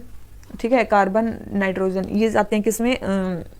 ऑक्सीजन। ठीक है, कार्बन, नाइट्रोजन, ऑक्सीजन ये आते हैं गैसियस न्यूट्रिएंट साइकिल में। और एक होता है sedimentary nutrient cycle. Sedimentary nutrient cycle में कौन सा आता है? Sulphur and phosphorus. कौन से आते हैं इसमें? आते हैं सल्फर एंड फॉस्फोरस। और जो गैसियस न्यूट्रिएंट साइकिल होता है ये मोस्टली परफेक्ट साइकिल होते हैं। क्या होते हैं, ये ओनली परफेक्ट साइकिल होते हैं, और सेडिमेंट्री होते हैं परफेक्ट साइकिल नहीं होते, क्योंकि इसमें क्या होता है, सेडिमेंट्री में कुछ जो न्यूट्रिएंट्स हैं वो रॉक्स में जाके ट्रैप हो जाते हैं और वो कभी साइकिल में आ ही नहीं पाते, इसलिए इनको परफेक्ट साइकिल नहीं बोला जाता है। ठीक है, तो फॉस्फोरस और जो सल्फर है ये क्या है, सेडिमेंट्री साइकिल है। तो अभी देख लेते हैं क्वेश्चन में क्या बोला गया है। पहले बोला गया most sedimentary cycle are generally considered perfect cycle. अभी बोला जो गैसियस साइकिल होता है उनको परफेक्ट साइकिल बोला जाता है। तो फर्स्ट स्टेटमेंट रॉन्ग हो गई। सेकंड है the first for cycle is sedimentary cycle, बिल्कुल, और the reservoir of sedimentary cycle वो अर्थ क्रस्ट में होता है, बिल्कुल। तो ये स्टेटमेंट भी सही है, तो आंसर क्या आ गया इसका, डी। ठीक है, आंसर क्या आ गया इसका, डी। अब जाते हैं क्वेश्चन नंबर 28 पे। रामसार साइट, उसके कुछ फॉलोइंग कैरेक्टरिस्टिक दे रखे, किस कोई रामसार साइट बता रखी है, उसके ये कैरेक्टरिस्टिक बता रखे हैं कि वहाँ पे मार्श, मिक्स है, सॉल्ट वेब स्वैम्प्स का, मैनग्रोव्स का, बैकवाटर्स का, मड फ्लैट्स का, ट्रॉपिकल ड्राई एवरग्रीन फॉरेस्ट भी है वहाँ पे, और यूनिक ड्राई एवरग्रीन फॉरेस्ट है कंट्री में, और सिंगल लार्जेस्ट स्ट्रेच है वहाँ पे। और यहाँ पे मेन किसके लिए ये फेमस है, ब्लैक बक एंटीलोप के लिए फेमस है, जो कि इंडेंजर्ड कैटेगरी में आता है। ठीक है, तो ये कौन से इसके लिए बोला गया, तो याद रखना ये किसके लिए बोला गया, point Calimere wild life century के लिए बोला गया है। किसके लिए बोला गया, ये point Calimere wild life century के लिए बोला गया है, जो कि कहाँ पे है, तमिलनाडु में है। यहाँ पे फ्लेमिंगो और ब्लैक बक इन दो के लिए ये फेमस है। ठीक है, इनके लिए ये फेमस है। और जो ये ब्लैक बक है ये क्या मैमल में आता है, ठीक है, लिस्ट कंसर्न कैटेगरी में ये आता है मैमल। ठीक है, याद रखना। और ये कोलेरू लेक कहाँ पे है, कोलेरू लेक कहाँ पे है, आंध्रा में। वेम्बनाड लेक कहाँ पे है, ये केरला में। सुंदरबंस कहाँ पे है, वेस्ट बंगाल में, तो आपको पता ही होगा। ठीक है, और ये सारे फीचर्स किसके हैं, तो ये आपको देख के पहचानने होंगे कि कहाँ पे पाए जाते हैं। ठीक है, अब आ जाते हैं क्वेश्चन नंबर 29 में। एलोपैट्रिक स्पेशिएशन किसको बोला जाता है, एलोपैट्रिक स्पेशिएशन किसको बोला जाता है। तो देखो अलग अलग टाइप के स्पेशिएशंस होते हैं, अगर मैं आपको बताऊं तो देखो, एक तो हो गया एलोपैट्रिक स्पेशिएशन। एलोपैट्रिक स्पेशिएशन में क्या होता है, मान लो ये कोई स्पीसीज है, क्या हो जाती है, ये स्पीसीज एक दूसरे से डिवाइड हो जाती है, मतलब ऐसे हो जाती हैं अलग अलग, जोग्राफिकल इनके अलग अलग वो बन जाते हैं, बैरियर बन जाते हैं, एक दूसरे से आइसोलेशन में चले जाती हैं, और उसके बाद जो इनकी वो बनती है, जो स्पीसीज बनती है उनको बोलते हैं एलोपैट्रिक स्पेशिएशन। ठीक है, इसके हाँ ठीक है, तो ये हो गया हमारा। तो इससे कौन सा मेल खाता है, ये देखो, it occurs when a group of species separates into two groups which are isolated from one another due to geographical barrier। तो इसको क्या बोलते हैं, एलोपैट्रिक स्पेशिएशन। अभी मैंने बोला स्पेशिएशन हो गया। 3 टाइप के स्पेशिएशंस और भी होते हैं। एक होता है पेरीपैट्रिक स्पेशिएशन। पेरीपैट्रिक स्पेशिएशन में क्या होता है, मान लो ये कोई स्पीसीज है, ठीक है, इसमें से एक, ये स्पीसीज है, इसमें से एक स्मॉल ग्रुप बाहर निकल जाता है। ठीक है, एक स्मॉल ग्रुप बाहर निकल जाता है, तो वो जब बाहर निकल जाता है तो उससे जो स्पीसीज बनती है उसको क्या बोलते हैं, इसको बोलते हैं पेरीपैट्रिक स्पेशिएशन। इसको क्या बोलते हैं, इसका नाम क्या है, पेरीपैट्रिक स्पेशिएशन। ठीक है, इसको क्या बोलते हैं, पेरीपैट्रिक स्पेशिएशन। एलोपैट्रिक हमने देख लिया, पेरीपैट्रिक देख लिया। अब एक होता है पैरापैट्रिक स्पेशिएशन। एक क्या होता है, पैरापैट्रिक स्पेशिएशन। पैरापैट्रिक स्पेशिएशन में क्या होता है, मान लो ये एक स्पीसीज है, ये इन्वायरमेंट से अलग नहीं होगी, बस वे थोड़े से अलग रहने लग जाएंगे, उसी इन्वायरमेंट में अलग रहने लग जाएंगे। ठीक है, उसी के कारण जो स्पेशिएशन बनती है, थोड़े से अलग रहने के कारण जो स्पेशिएशन बनती है उसी को क्या बोलते हैं, देखिए हाँ, उसी को क्या बोलते हैं, पैरापैट्रिक स्पेशिएशन। इसको क्या बोलते हैं, पैरापैट्रिक स्पेशिएशन। ठीक है, एक दूसरे के उसी में रहते हैं, साथ में रहते हैं। ठीक है, तो थोड़ा सा उसका इन्वायरमेंटली अलग हो जाते हैं। ठीक है, तो इसको बोलते हैं पैरापैट्रिक स्पेशिएशन। और उसके बाद एक और होता है सिम्पैट्रिक स्पेशिएशन। एक और क्या होता है, लास्ट में होता है एक सिम्पैट्रिक स्पेशिएशन। सिम्पैट्रिक स्पेशिएशन में क्या हो जाता है, किसी ऑर्गेनिज्म के अंदर ही within population genetic polymorphism होता है। क्या हो जाता है, जेनेटिक पॉलीमॉर्फिज्म होता है। कोई फिजिकल बैरियर्स नहीं होते, वो आपस में ही वो करती है, तो उसको क्लोज प्रोक्सिमिटी में रह के उसमें अलग स्पेशिएशन बन जाती हैं। ठीक है, तो उसी को बोलते हैं सिम्पैट्रिक स्पेशिएशन। ठीक है, तो ये टाइप के स्पेशिएशन होता है। एक होता है आर्टिफिशियल स्पेशिएशन, जिसमें लैब वगैरह में ही उनको बनाया जाता है। एक होता है आर्टिफिशियल स्पेशिएशन, जिसमें लैब वगैरह में स्पीसीज को बनाया जाता है। ठीक है, तो एक आर्टिफिशियल हो गया। एक सिम्पैट्रिक स्पेशिएशन आपने देख लिया, कोई ज्योग्राफिकल बैरियर नहीं होता, उसी में रहते हैं। पैरापैट्रिक में भी ज्योग्राफिक अलग नहीं होती, लेकिन थोड़े से अलग इन्वायरमेंट हो जाता है वहीं पे। ठीक है, और पेरीपैट्रिक आपने देख लिया और एलोपैट्रिक स्पेशिएशन देख लिया। तो आज के बाद आपका स्पेशिएशन वाला गलत नहीं होना चाहिए। Allopatric speciation, peripatric speciation, पैरापैट्रिक speciation, sympatric speciation और आर्टिफिशियल स्पेशिएशन। ठीक है, तो ये सारे टाइप के स्पेशिएशन आपके हो गए हैं। क्वेश्चन नंबर 29 हो जाता है। आ जाते हैं क्वेश्चन नंबर 30 पे। अभी बोला था थोड़ी देर पहले, बायोडाइवर्सिटी हेरिटेज साइट किसके अंडर बनता है, इन्वायरमेंटल प्रोटेक्शन एक्ट के अंडर नहीं, मैंने बताया था बायोडाइवर्सिटी एक्ट के अंडर बनता है। तो फर्स्ट स्टेटमेंट होगी रॉन्ग। सेकंड है state government are empowered to notify bio heritage site in consultation with local bodies. तो ये स्टेटमेंट बिल्कुल सही है। लोकल बॉडीज के साथ मिलकर जो स्टेट गवर्नमेंट है वो डिक्लेयर कर सकती है आपका बायो हेरिटेज साइट का एरिया। ठीक है, तो जो हमारा 30 है उसका क्वेश्चन, उसका आंसर जो हो जाता है वो बी हो जाता है। आ जाते हैं क्वेश्चन नंबर 31 पे। Cheetah is propose to be reintroduced in Kuno National Park of MP with reference to Kuno National Park के बारे में बताना है। सबसे पहले Saharia tribal community inhabit this national park, और सेकंड है the national park has wet deciduous type vegetation. याद रखना सारिया ट्राइब बिल्कुल इसमें रहती है, लेकिन यहाँ पे वेट डेसिडुअस टाइप की वेजिटेशन नहीं होती, यहाँ पे तो ड्राई वेजिटेशन पाई जाती है। कूनो ड्राई सवाना फॉरेस्ट होते हैं, ग्रासलैंड होते हैं, ठीक है, ड्राई यहाँ पे पाया जाता है ना कि वेट। तो सेकंड स्टेटमेंट रॉन्ग हो जाती है, फर्स्ट स्टेटमेंट करेक्ट हो जाती है, तो आंसर आ जाता है ए। ठीक है, ये तो आपको पता चल गया कि कूनो नेशनल पार्क है कहाँ पे, वैसे कौन सी स्टेट में। कूनो नेशनल पार्क है एमपी में, मध्य प्रदेश में, ठीक है। और इसको नेशनल पार्क का स्टेटस मिला कब है, कूनो नेशनल पार्क को 2018 में इसको नेशनल पार्क का स्टेटस मिला है। इसके अलावा चीता भी दो टाइप के होते हैं, ये तो चीता हो गया, चीता दो टाइप के होते हैं, एक अफ्रीकन चीता और एक होता है एशियन चीता। ठीक है, याद रखना जो अफ्रीकन चीता है उसकी कैटेगरी है वल्नरेबल, उसकी कैटेगरी है वल्नरेबल IUCN के अंडर, और जो एशियन चीता है वो केवल और केवल ईरान में पाया जाता है, और वो आता है किसमें, क्रिटिकली इंडेंजर्ड कैटेगरी में। ठीक है, क्रिटिकली इंडेंजर्ड कैटेगरी में आता है वो। तो ये चीज़ आपको याद रखनी है कि कूनो नेशनल पार्क में इंट्रोड्यूस किया जा रहा है उसको, ठीक है, चीता को। और ये कौन सा चीता आ रहा है, अफ्रीकन चीता आ रहा है, याद रखना ये कौन सा चीता आ रहा है, अफ्रीकन चीता आ रहा है, ना कि एशियन चीता। ये कौन सा अफ्रीकन चीता आ रहा है हमारे कूनो नेशनल पार्क में। तो ये हो गया हमारा क्वेश्चन नंबर 31। आ जाते हैं क्वेश्चन नंबर 32 पे। क्या बोलता है, इको सेंसिटिव जोन्स के बारे में क्या स्टेटमेंट सही नहीं है, एक चीज याद रखना है, ठीक है। They are fragile area that exist within 10 kilometre of protected like national park and wild life sanctuary. Statement तो सही है, ये फ्रेजाइल एरिया हो जाते हैं जो 10 किलोमीटर के अंदर पाए जाते हैं। सेकंड है, eco sensitive zone are declared under wild life protection act. नहीं, इको सेंसिटिव जोन किसके अंडर होते हैं, इन्वायरमेंटल प्रोटेक्शन एक्ट के अंडर डिक्लेयर किए जाते हैं। ठीक है, तो ये सेकंड स्टेटमेंट होगी हमारी रॉन्ग।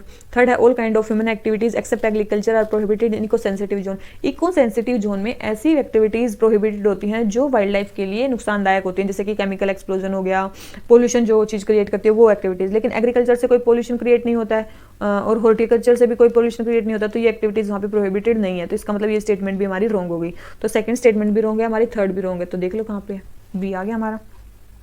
ठीक है, तो ये हो गया हमारा क्वेश्चन नंबर कौन सा 32। अब आ जाते हैं क्वेश्चन नंबर 33 पे। क्या बोलता है, एक नेशनल पार्क के बारे में आपको स्पेसिफिकेशन दे रखी है, आपको बताना है कौन सा नेशनल पार्क है। सबसे पहले ये नेशनल पार्क भी है और बायोस्फीयर रिजर्व भी है। ठीक है, ये रिवर ब्रह्मपुत्रा के साउदर्न बैंक पे है और 3 रिवर्स यहाँ पे मिलती है। मोस्ट इंपॉर्टेंट चीज़, 3 रिवर्स यहाँ पे मिलते हैं, सियांग, दिबांग, लोहित। ठीक है, और यहाँ पे wetland, grassland, littoral, swamp, semi evergreen forest भी पाए जाते हैं और इंपॉर्टेंट बर्ड एरिया भी है ये। तो याद रखना ये किसके बारे में बात चल रही है, दिब्रू सिखोवा नेशनल पार्क के बारे में बात चल रही है। ठीक है, असम और अरुणाचल के बॉर्डर पे जो पाया जाता है दिब्रू सिखोवा नेशनल पार्क के बारे में यहाँ पे बात चल रही है। ठीक है, तो ठीक है, अब आ जाते हैं क्वेश्चन नंबर 34 पे। क्या बोलता है, 4 धाम महामार्ग विकास परियोजना, ये किसके लिए, कहाँ कौन कौन से टेम्पल्स के लिए बनाया जाता है। तो बद्रीनाथ, केदारनाथ, गंगोत्री और यमुनोत्री, तो इन चारों के लिए बनाया जा रहा है ये 4 धाम महामार्ग विकास परियोजना। ठीक है, तो ये हो जाता है हमारा कंप्लीट। आ जाते हैं क्वेश्चन नंबर 35 पे। बायोटिक पोटेंशियल किसको बोलते हैं, बायोटिक पोटेंशियल किसको बोलते हैं। बायोटिक पोटेंशियल क्या होता है, maximum rate of increase in population of a species under optimum environmental condition. बिल्कुल, इसी को बोलते हैं बायोटिक पोटेंशियल, कि कितना किसी भी स्पीसीज की कितनी पॉपुलेशन इंक्रीज कर सकती है मैक्सिमम, उसको बोलते हैं बायोटिक पोटेंशियल। सेकंड है, biotic potential of elephant is much higher than mice. क्या ऐसा हो सकता है, नहीं। बायोटिक पोटेंशियल क्योंकि जो एलिफेंट्स का होता है वो बहुत कम होता है माइस से। क्यों कम होता है, क्योंकि पहली बात तो एलिफेंट आप ऐसे भी देख सकते हो, इस तरीके से भी देख सकते हो कि जो माइस है वो कितने बच्चे पैदा करता है कितने कम टाइम में, और जो एलिफेंट है वो तो लगभग 2 साल में एक बार एक बच्चा पैदा करता है। तो बायोटिक पोटेंशियल किसका ज़्यादा, वो माइस का ज़्यादा होता है। ठीक है, तो सेकंड स्टेटमेंट रॉन्ग होगी, फर्स्ट करेक्ट है, तो इसका आंसर क्या आ गया, ए। अब आ जाते हैं क्वेश्चन नंबर 36 में। टाइगर रिजर्व्स के बारे में बताना है। तो सबसे पहले tiger reserves are notified by state government as per wild life protection act. देखो, वाइल्ड लाइफ प्रोटेक्शन एक्ट के अंदर एनटीसीए को वो किया जाता है, डिक्लेयर किया जाता है। तो एनटीसीए टाइगर कंजर्वेशन के लिए, तो इसका मतलब टाइगर रिजर्व भी वाइल्ड लाइफ प्रोटेक्शन एक्ट के अंदर ही डिक्लेयर किए जाते हैं।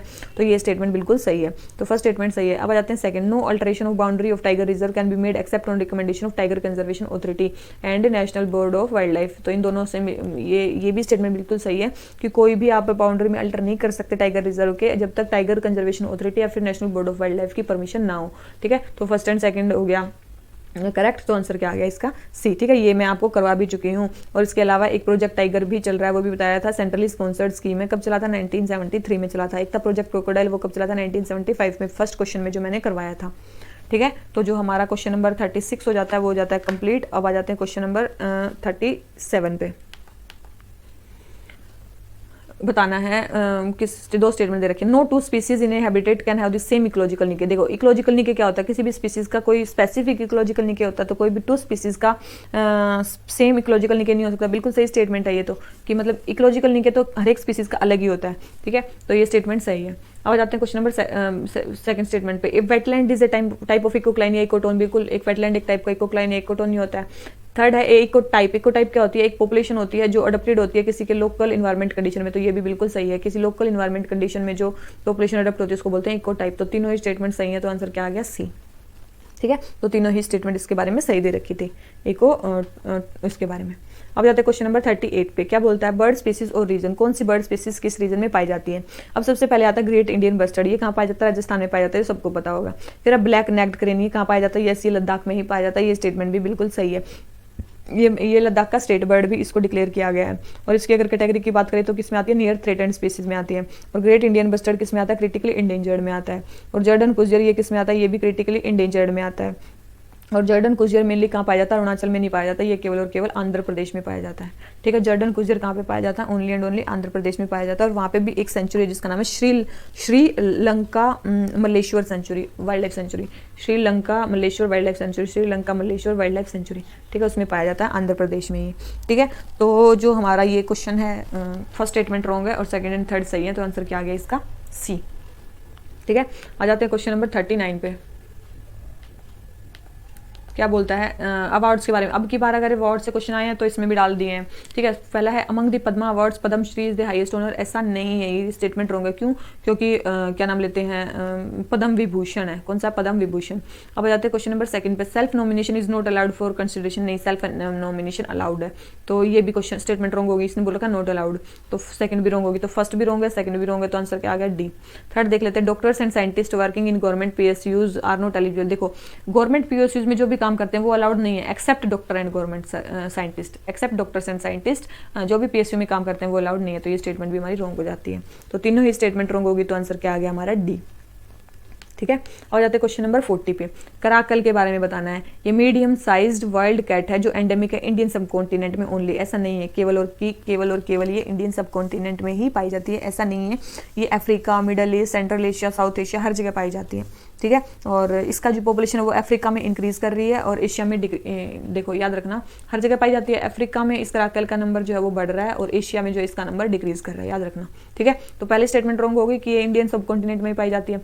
सेकंड है ये क्रिटिकली इंडेंजर्ड लिस्ट में, देखो IUCN में जो है ना, ये IUCN में ये लिस्ट कंसर्न कैटेगरी में है।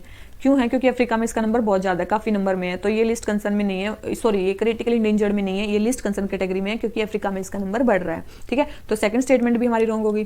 थर्ड क्या है, it is recently included in the species recovery programme for critically endangered species in India, India में ये क्रिटिकली इंडेंजर्ड स्पीसीज की लिस्ट में डाली गई, बिल्कुल, क्योंकि इंडिया में क्या है, कम है इसका नंबर, इसलिए डाली गई है, तो आंसर क्या आ गया इसका, सी, ठीक है। तो ये चीज आपको समझ में आ गई, इसमें कैसे कैसे बताया गया है, आप इस पर इन स्टेटमेंट्स को याद रखना, ठीक है। क्वेश्चन नंबर 40 हो जाता है हमारा। आ जाते हैं क्वेश्चन नंबर 41 पे। मैनग्रोव्स के बारे में बताना है। They are salt tolerant evergreen forest system, ये जो है salt tolerant evergreen forest system होते हैं, बिल्कुल salt tolerant evergreen forest system होते हैं। They exhibit only oviparity mode of production, ऐसा तो नहीं है, ओनली वाली स्टेटमेंट वैसे भी रॉन्ग होती है और यहाँ पे मेनली कौन सा होता है, विविपैरिटी मोड ऑफ रिप्रोडक्शन होता है। विविपैरिटी मतलब जो सीड्स हैं वो डायरेक्टली ट्रीज में कन्वर्ट हो जाते हैं सोइल पर गिरने से पहले ही। They produce blind roots to secrete excess salt, देखो ये ब्लाइंड रूट्स को प्रोड्यूस करते हैं, लेकिन किसके लिए, रेस्पिरेशन को रोकने के लिए, रेस्पिरेशन को रोकने के लिए करते हैं ये, टू ओवरकम रेस्पिरेशन प्रॉब्लम। और एक्सेस सोल्ट को सिक्रेट करने के लिए इनमें क्या होते हैं, लीव्स, क्या होते हैं, लीव्स। तो ये चीज़ याद रखना, ब्लाइंड रूट किसके लिए होते हैं, रेस्पिरेशन को ओवरकम करने के लिए होते हैं, और जो एक्सेस सोल्ट होता है वो लीव्स से मेनली निकालते हैं। तो ये थर्ड स्टेटमेंट भी होगी, ये भी होगी रॉन्ग। ये बतानी है कौन सी स्टेटमेंट करेक्ट है, तो एक ही स्टेटमेंट करेक्ट है, ओनली फर्स्ट स्टेटमेंट, ठीक है। तो क्वेश्चन नंबर 41 भी हमारा हो जाता है कंप्लीट। आ जाते हैं क्वेश्चन नंबर 42 पे। क्या बोलता है, consider the following statement with respect to earth biodiversity, earth की बायोडाइवर्सिटी के बारे में बताना है। सबसे पहले बोल रखा है कि plant comprise more than 40% of all the species on earth, जो प्लांट है वो 40% से भी ज़्यादा जो है अर्थ की स्पीसीज ऑक्यूपाई करते हैं। तो आपको पता होना चाहिए कि मोर देन 70% जो स्पीसीज हैं अर्थ पे वो क्या है, एनिमल्स हैं। क्या है, मोर देन 70%, मोर देन 70% जो स्पीसीज हैं वो क्या है, एनिमल्स हैं हमारे प्लेनेट पे। तो 40% तो प्लांट्स हो ही नहीं सकते, ठीक है, ये क्या अप्रोक्स 22% के अराउंड प्लांट्स है, तो ये स्टेटमेंट होगी रॉन्ग फर्स्ट स्टेटमेंट, और फर्स्ट स्टेटमेट रॉन्ग होती है, हमारा आंसर आ गया क्या बी। मतलब the number of fungi species in world is more than that of amphibian, ये स्टेटमेंट सही है। फंजाई की स्पीसीज जो है ना वो अगर आप टोटल इनकी देख लो ना, फंजाई की स्पीसीज की बात करो तो फिशेज, एम्फीबियन, रेप्टाइल्स और मैमल्स, इन चारों की स्पीसीज को मिला भी दो ना, प्लस कर दो, तब भी फंजाई की स्पीसीज उससे ज़्यादा मिलेंगी। ठीक है, इतनी फंजाई की स्पीसीज होती हैं। और एनिमल्स में इंसेक्ट्स होते हैं, 7 आउट ऑफ 10 स्पीसीज जो होती हैं इंसेक्ट्स की होती हैं। तो ये स्टेटमेंट भी सही है, तो सेकंड एंड थर्ड स्टेटमेंट सही है। ठीक है, और फर्स्ट स्टेटमेंट जो है हमारी रॉन्ग है। आ जाते हैं क्वेश्चन नंबर 43 पे। नीलगिरी बायोस्फीयर रिजर्व में, अगर आपने प्रीवियस ईयर क्वेश्चन अच्छे से किए हैं इसी चैनल से, तो आपको पता होगा कि नीलगिरी बायोस्फीयर रिजर्व में कौन कौन सा है, क्योंकि हमारा प्रीवियस ईयर क्वेश्चन में एक क्वेश्चन आया था जिसमें आया था कि नयार वाइल्ड लाइफ सेंचुरी और सेंदुरिया वाइल्ड लाइफ सेंचुरी, ये दोनों किसके पार्ट है, अगस्त्यामलाई बायोस्फीयर रिजर्व के पार्ट है। ठीक है, अगस्त्यामलाई, तो ये अगस्त्यामलाई के तो नीलगिरी के नहीं हो सकते, तो केवल वायनाड और साइलेंट वैली नेशनल पार्क जो है ये किसके पार्ट है, नीलगिरी बायोस्फीयर रिजर्व के। तो आंसर क्या आ गया, सी। ठीक है, तो अगर आपने ये किया है नयार, सेंदुरिये, और इसमें और कौन कौन से नाम थे, नयार, सेंदुरिये, इसके अलावा थे, हाँ ये तो अगस्त्यामलाई में थे, इसके अलावा जो ये थे इसमें नीलगिरी बायोस्फीयर रिजर्व में और कौन कौन से थे, ये भी मैंने करवाया हुआ। मधुमलाई भी इसका पार्ट है, वायनाड तो ये देख ही लिया हमने। ठीक है, बांदीपुर, नागरहोल, मुकुर्थी, ये सारे किसके पार्ट हैं, ये सारे नीलगिरी बायोस्फीयर रिजर्व के पार्ट हैं। अगर आपने वहाँ पे देखा होगा तो आपको अगर अच्छे से पढ़ा है तो आप ये क्वेश्चन कर लोगे, नहीं तो नहीं कर पाओगे। प्रीवियस ईयर में ये आया हुआ और मैंने बहुत अच्छे से करवाया हुआ है। ठीक है, आ जाते हैं क्वेश्चन नंबर 44 पे। क्या बोलता है, एलिफेंट रिजर्व और कौन सी स्टेट में वो पाया जाता है। तो देखो जो मयूर झरना एलिफेंट रिजर्व वो कहाँ पाया जाता है, यस ये वेस्ट बंगाल में ही पाया जाता है। बैतरनी जो एलिफेंट रिजर्व है ये कहाँ पाया जाता है, ये उड़ीसा में ही पाया जाता है। लेमरू एलिफेंट रिजर्व कहाँ पाया जाता है, अरुणाचल में नहीं है, कहाँ पे पाया जाता है, छत्तीसगढ़ में पाया जाता है। ठीक है, लेमरू, ये लेमरू है ये कहाँ पे पाया जाता है, छत्तीसगढ़ में पाया जाता है। उसके अलावा जो महानदी एलिफेंट रिजर्व है ये कहाँ पाया जाता है, ये उड़ीसा में पाया जाता है। ये छत्तीसगढ़ में नहीं है, कहाँ पे पाया जाता है, उड़ीसा में पाया जाता है। ठीक है, तो थर्ड स्टेटमेंट होगी हमारी wrong, first and second correct है, तो थर्ड रॉन्ग होगी, तो डायरेक्ट आ गया हमारा आंसर ए। ठीक है, तो लेमरू कहाँ पे पाया जाता है, हमारा छत्तीसगढ़ में पाया जाता है। महानदी कहाँ पाया जाता है, उड़ीसा में। बैतरनी कहाँ पे पाया जाता है, ये भी उड़ीसा में। और मयूर झरना कहाँ पे पाया जाता है, वेस्ट बंगाल में। देखो आप जो इसमें है केवल आप वो भी याद कर सकते हो, तो आपको बहुत सारी चीजें वैसे ही रटी जाएंगी टेस्ट सीरीज के थ्रू ही। ठीक है, आ जाते हैं क्वेश्चन नंबर 45 पे। क्या बोलता है, टाइगर रिजर्व के बारे में आपको बताना है। तो सबसे पहले सुंदरबन टाइगर रिजर्व है, largest area under critical tiger habitat. तो याद रखना क्रिटिकल टाइगर हैबिटेट में सुंदरबन का लार्जेस्ट एरिया नहीं है, किसका है, नागार्जुन सागर श्री सेलम टाइगर रिजर्व जो है उसका एरिया सबसे बड़ा है। ठीक है, तो ये स्टेटमेंट ये फैक्चुअल क्वेश्चन है। ठीक है, अगर आपको फैक्ट पता है तो आप कर सकते हो, नहीं तो नहीं कर सकते। तो फर्स्ट स्टेटमेंट रॉन्ग होगी। सेकंड है Jim Corbett tiger reserve has highest tiger density among all reserve, ये स्टेटमेंट बिल्कुल सही है कि जो उत्तराखंड का जिम कॉर्बेट टाइगर रिजर्व है उसका जो टाइगर डेंसिटी है वो सबसे ज्यादा है। तो ये स्टेटमेंट तो आपको आई थी फैक्ट में, जो भी स्टेटस ऑफ टाइगर रिपोर्ट आई थी उसमें। ठीक है, तो फर्स्ट स्टेटमेंट रॉन्ग होगी, सेकंड स्टेटमेंट करेक्ट है, तो आंसर क्या आ गया इसका बी। ठीक है, और ठीक है, और जो क्रिटिकल टाइगर हैबिटेट है ये किस एक्ट के अंदर डिक्लेयर किए जाते हैं, क्रिटिकल टाइगर हैबिटेट, जो क्रिटिकल टाइगर हैबिटेट है ये वाइल्ड लाइफ प्रोटेक्शन एक्ट के अंदर ही डिक्लेयर किए जाते हैं। ठीक है, अब आ जाते हैं क्वेश्चन नंबर 46 पे। क्या बोलता है, हैबिटेट के बारे में बताना है। Several habitat can be part of ecosystem, several habitat किसी इकोसिस्टम के पार्ट हो सकते हैं, बिल्कुल हो सकते हैं। सेकंड है there is no natural habitat on earth that is inhabited only by a single species. देखो ये स्टेटमेंट भी बिल्कुल सही है। आप बोलोगे कि ओनली को देख के आप गलत लगा सकते हो, कि ऐसा नहीं है। देखो कोई भी स्पीसीज हुई, मान लो कोई ह्यूमंस ही होगी, किसी और स्पीसीज के बिना तो ह्यूमंस भी सर्वाइव नहीं कर सकते, क्योंकि ह्यूमंस को भी प्लांट्स चाहिए खाने के लिए, या फिर एनिमल्स की स्पीसीज चाहिए खाने के लिए, कुछ ना कुछ दूसरी स्पीसीज चाहिए। केवल अकेली स्पीसीज इकोसिस्टम में सर्वाइव नहीं कर सकते, अर्थ पे सर्वाइव नहीं कर सकते। तो ये स्टेटमेंट भी बिल्कुल सही है, तो आंसर क्या आ गया इसका, सी। अब आ जाते हैं क्वेश्चन नंबर 47 पे। क्या बोलता है, ये क्रिटिकली इंडेंजर्ड बर्ड स्पीसीज है। ठीक है, क्रिटिकली इंडेंजर्ड बर्ड स्पीसीज है, और तराई रीजन ग्रासलैंड में पाई जाती है। ठीक है, और ब्रह्मपुत्रा प्लेन में पाई जाती है, और इंडिकेटर स्पीसीज है हेल्दी ग्रासलैंड इकोसिस्टम की। तो हमें बताना है कौन सी स्पीसीज है। तो देखो सबसे पहले अगर आपको पता होगा ना कि देखो सारस क्रेन जो है ना वो वल्नरेबल कैटेगरी में पाई जाती है। Great Indian bustard critically endangered है। ठीक है, और ब्लैक नेक्ड क्रेन जो है अभी मैंने थोड़ी देर पहले बताया था वो नियर थ्रेटेंड कैटेगरी में है। जो बंगाल ये भी क्रिटिकली इंडेंजर्ड है। अगर आपको ये पता है कि ब्लैक नेक्ड क्रेन ये लद्दाख में पाया जाता है, नियर थ्रेटेंड है। ठीक है, तो ये ऑप्शन आपने काट दिया क्योंकि क्रिटिकली इंडेंजर्ड नहीं है। सारस क्रेन अगर आपको पता है ये भी वल्नरेबल है, ये भी नहीं है, तो आपके पास दो ऑप्शन बचे, ग्रेट इंडियन बस्टर्ड और बंगाल फ्लोरिकन। अब आपको पता है ग्रेट इंडियन बस्टर्ड मेनली कहाँ पे पाया जाता है, डेजर्ट एरिया में पाया जाता है, राजस्थान वगैरह में। तो ये ऑप्शन वैसे कट जाएगा। तो इंडो गंगेटिक या ब्रह्मपुत्रा प्लेन में कौन सा पाया जाएगा, बंगाल फ्लोरिकन। ठीक है, बंगाल फ्लोरिकन, तो आंसर क्या आ गया इसका सी। ठीक है, तो अगर आपको ऐसे भी इसके बारे में पता है तो आप इस क्वेश्चन को कर दोगे। ठीक है, तो ये क्वेश्चन हो गया हमारा 47। आ जाते हैं क्वेश्चन नंबर 48 पे। नाइट्रोजन साइकिल के बारे में बताना, गैसियस साइकिल है। First, nitrogen in the atmosphere can not be directly used as a nutrient by any plant और एनिमल। डायरेक्टली कोई इसको नाइट्रोजन को यूज नहीं कर सकता है। बिल्कुल, ये स्टेटमेंट बिल्कुल सही। नाइट्रोजन डायरेक्टली एटमॉस्फेयर से यूज नहीं हो सकती है।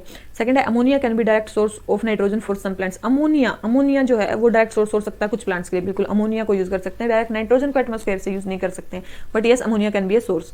फिर थर्ड है, नाइट्रेट जो होता है वो नाइट्राइट्रस ऑक्साइड में, मतलब जो NO3 है वो NO2 में कन्वर्ट होता है। इसने बोला अमोनिफिकेशन से। अमोनिफिकेशन से तो याद रखना क्या बनता है, इसने बोला अमोनिफिकेशन से बनता है अमोनिया, लेकिन इसमें क्या बन रहा है NO2, तो ये तो नहीं हो गया, तो नाइट्रिफिकेशन हो गया, तो ये स्टेटमेंट रॉन्ग हो गई।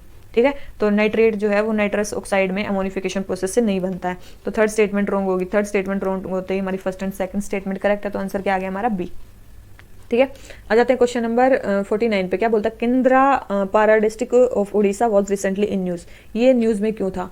It is the first district to achieve. देखो, ये न्यूज में इसलिए था क्योंकि यहाँ पे ये ओनली डिस्ट्रिक्ट था उड़ीसा में जहाँ पे तीनों स्पीसीज क्रोकोडाइल की पाई गई थी। आज मैंने बताई थी ना तीनों स्पीसीज, मगर, सोल्ट वाटर क्रोकोडाइल और एक घड़ियाल। ठीक है, एक ये था वल्नरेबल, ये था लिस्ट कंसर्न कैटेगरी में, और ये था क्रिटिकली इंडेंजर्ड, और तीनों ही किस में थे, साइट्स के अपेंडिक्स 1 में थे, और साइट्स की अपेंडिक्स 1 में थे, और उसमें वाइल्ड लाइफ प्रोटेक्शन एक्ट के भी शेड्यूल 1 में थे। ठीक है, तो ये चीजें आपको याद रखनी होगी, तो ये आंसर आ गया इसका भी। और ये तीनों ही स्पीसीज क्रोकोडाइल की कहाँ पाई जाती हैं, उड़ीसा में पाई गई हैं। ठीक है, तो इस चीज को याद रखना।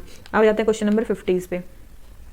स्पीसीज डाइवर्सिटी के बारे में बताना है। Alpha diversity refers to diversity within a particular area और ecosystem is usually expressed in number of species. बिल्कुल, अल्फा डाइवर्सिटी देखो मैंने बताया था अल्फा बीटा गामा। अल्फा मतलब विद इन एक स्पीसीज के अंदर कितनी डाइवर्सिटी है, बीटा मतलब किसी कंपैरिजन दो के बीच में, और गामा मतलब सबसे बड़े बायोम्स में उसमें आ जाता है। तो ये स्टेटमेंट भी सही है, सेकंड भी और ये भी सही है, तो आंसर क्या आ गया इसका सी। ठीक है, तो alpha diversity, beta diversity, gamma diversity. Alpha एक स्पीसीज के अंदर, बीटा दो के अंदर, और इकोसिस्टम के अंदर कितनी, मतलब बायोम के अंदर कितनी है, तो उसको बोलते हैं गामा डाइवर्सिटी, लार्ज लेवल पे। तो आज के हमारे जो 50 क्वेश्चन है वो कंप्लीट हो जाते हैं। अगर आपको वीडियो अच्छी लगी हो तो लाइक करना और चैनल को सब्सक्राइब करना मत भूलना, और वीडियो को ज़्यादा से ज़्यादा शेयर करना। ठीक है, तो चलिए इसी नोट पर आज का लेक्चर खत्म करते हैं। Thank you very much, bye bye.